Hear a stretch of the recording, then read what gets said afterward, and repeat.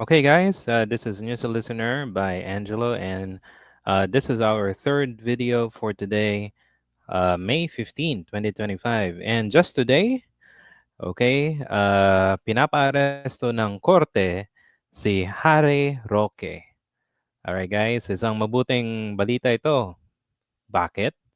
Eh, isa si Harry Roque sa mga tao behind sa Pogo issue sa ating bansa. Okay? And kung natatandaan nyo sa Quadcom nung ah, last year lang, si Harry Roque ay lumipad ng ibang bansa para lang tumakas sa inquiries ng House of Representatives. Okay? So, pag-usapan natin yung court order na i-aresto si Harry Roque. Okay? So guys, ito ay galing sa ABS-CBN and it was published today, May 15, 2025, 4 p.m. ng hapon. Okay? So sabi dito, Regional Trial Court Angeles, Pampanga has issued a warrant of arrest against Harry Roque and 10 other alleged human trafficking in relation to Philippine offshore gaming operator or POGO hub sa Pampanga.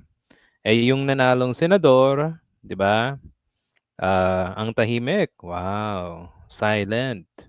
Okay, bakit? Eh, taga Pampanga siya, 'di ba? Tapos yung nanalong isang senadora, si Pia Cayetano, yung siya yung author ng bill ng Pogo, wala pa siyang hindi pa rin natin naririnig sa kanya anything about Pogo, 'di ba? O kung meron man, okay. Pero 'di ba guys, kung alam naman natin yung dapat pag-aralan ng mabuti and yung mga wala ngang pogo sa China eh. Pero si Digong gustong-gusto yung pogo sa bansa.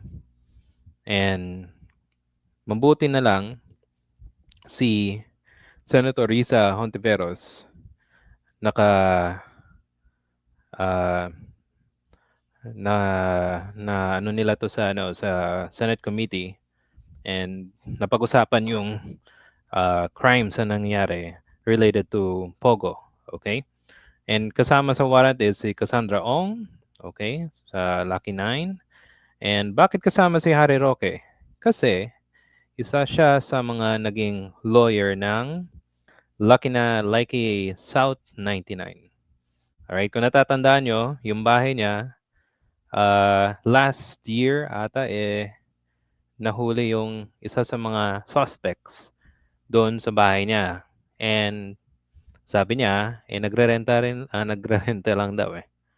Okay, pero ba't nandun sa bahay mo? O, di ba?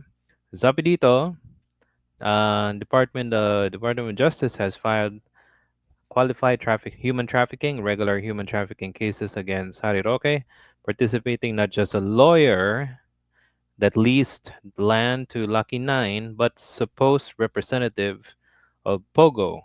Okay? So, damay siya dito. Right? Okay? So that's it. Now, anong sagot ni Harry Roque? Okay? So, check natin dun sa, I think meron siyang Facebook post. Okay? Anong sabi ni Harry Roque? So at least malaman natin yung kanyang side. Okay? One moment. And then while I'm looking on that, sabi na dito, in a statement, Philippine Alliance of Human Rights Advocates, and kung hindi nyo alam, ex-human rights lawyer, si Harry Roque. Diba? Naging from human rights lawyer, naging defender ng mass murderer. Diba? Ang daming napatay sa drug war ni Duterte. Right? So, magtataka ka, bakit ka na sa ibang bansa? Eh sabi mo dati kay Senator Leila, dapat harapin mo yung kaso mo. Oh, na ngayon, nasa ibang bansa ka, eh, ba't, ba't nandyan ka? Naduduwag ka ba? Di ba? Ikaw yung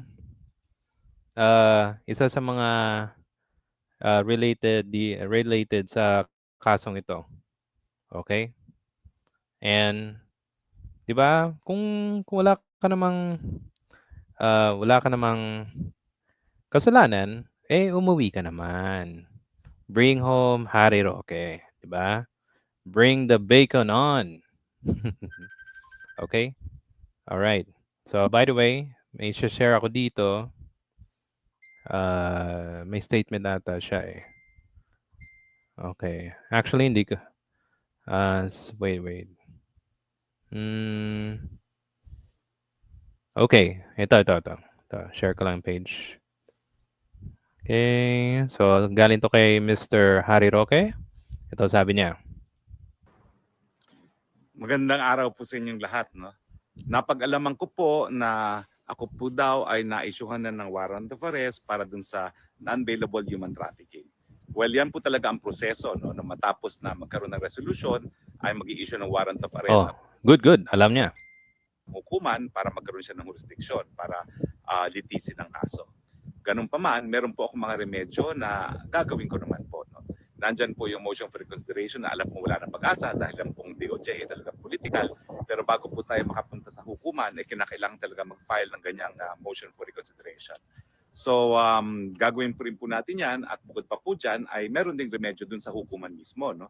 Bagamat nabago na po yung rules at wala na po yung tinatawag na determination of probable cause, meron pa rin pong karapatan ng isang akusado na humiling sa RTC na pagdi-dismiss ng kaso dahil nga po sa grave abuse of discretion na tinatawag. Naniniwala po ako na mayroong grave abuse of discretion dahil wala po talagang kahit anong ebidensya na So, kung walang ebidensya, ba't dapat umuwi na siya, di ba? Harapin niya yung kaso dito. Right? Okay. Kung matapang kayo sa social media, harapin mo naman. Di ba? Okay.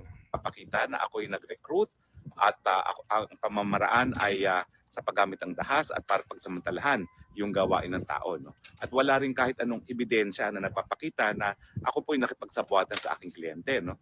Ang aking tanging aksyon na naging basihan ng pagsampa ng kaso sa akin ay yung pag-follow up ko daw doon sa lisensya ng Lucky South 99 na request sa akin ng aking kliyente na si Cassandra Ong. Naniniwala po ako na delikado itong ganitong desisyon dahil wala na pong abogado. Okay. So, yun ang nangyari. Okay. Anyway, we don't have to go further sa video. Pero, yun na nga. Diba? So, okay. Nag-file ata siya ng asylum sa